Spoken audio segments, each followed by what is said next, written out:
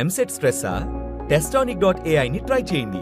Free mock test, custom test, AI insights మరియు performance tracking కూడా. Register now.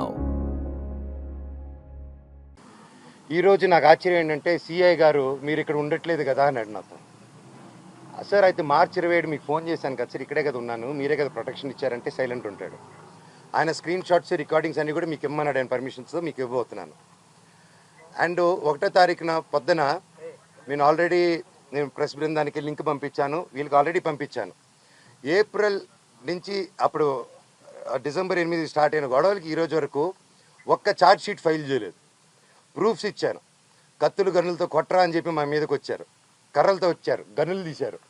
ఇవన్నీ proof CA దగ్గర ఉన్నాయి, అన్నీ ఉన్నాయి, మీకు చార్ట్ హిస్టరీ నేను ఇస్తాను. అయినా కూడా ఈరోజు పడలేదు. Okay sir.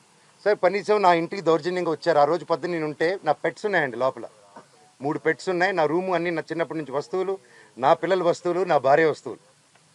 నేను 100కి చేశా, పోలీస్కి చేశా, సార్ కమిషనర్ గారికి చేశా, డీసీపీ గారితో మాట్లాడారు మా వైఫ్. సార్ ఇలా అయ్యింది, పెట్స్ ఉన్నాయి, అన్నీ పగలగొడుతున్నారు, మా వస్తువులన్నీ లోపల, నా రూమ్ వస్తువులన్నీ పగలగొట్టేశారు.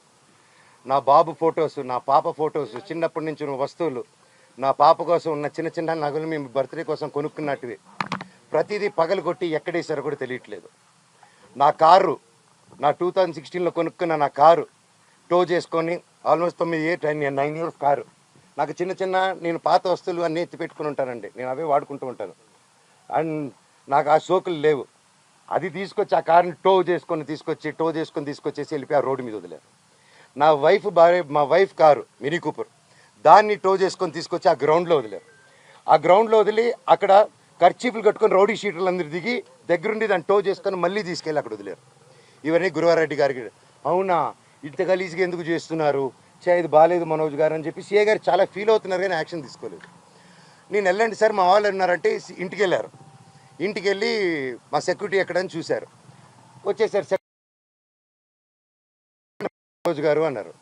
సార్ నా ఇంట్లో అంతమంది దూరిపోయి అంత 5 ఎకరాలు అక్కడ ఉండే 3 acres ఇంట్లో మీరు అక్కడ లేదు అంటే ఎలా సార్, మీరు వెతికారంటే నాకు చేశారా సార్ అంటే అది లేదన్నారు.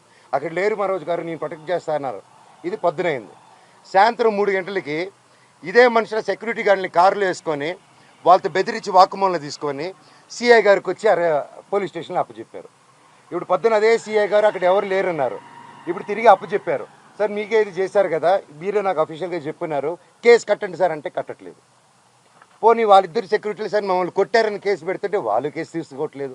ఆ నోట్ చేసుకొని ఎఫ్ఐఆర్ చేయాలంటే ఇదంతా నేను పై వాళ్ళతో మాట్లాడాలి, నేను నాకు రైట్ లేదు అంటున్నాడు.